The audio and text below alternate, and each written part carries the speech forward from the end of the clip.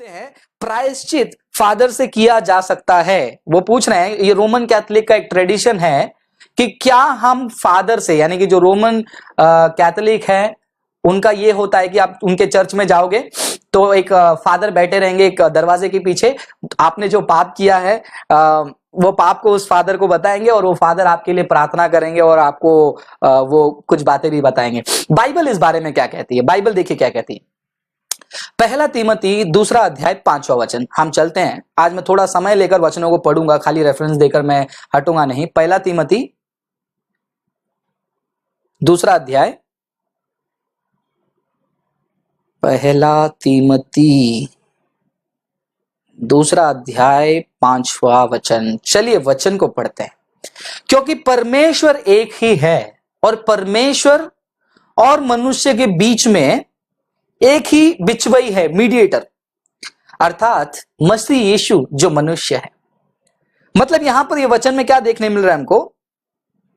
परमेश्वर एक है, परमेश्वर के और मनुष्य के बीच में, मतलब यहां पर परमेश्वर है, यहां पर मनुष्य है, उसके बीच में एक ही बिचवई है। बिचवई मतलब मीडिएटर, जो मेरे लिए उनसे बात करेगा और उनके द्वारा मेरे से बात करेगा।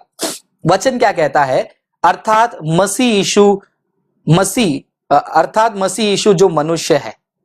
तो बाइबल हमको कहती है कि हमारा एक ही मीडिएटर है परमेश्वर के बीच में, वो है यीशु मसीह। इसीलिए यूहन्ना के किताब में बार बार यीशु मसीह कहते हैं कि जो कुछ तुम मेरे नाम से मांगोगे तुम उसे पाओगे, तुम मेरे नाम से प्रार्थना करो। यीशु मसीह बार बार कहते हैं कि तुम मेरे नाम से प्रार्थना करो, जो भी मांगना है मुझसे डायरेक्टली मांगो।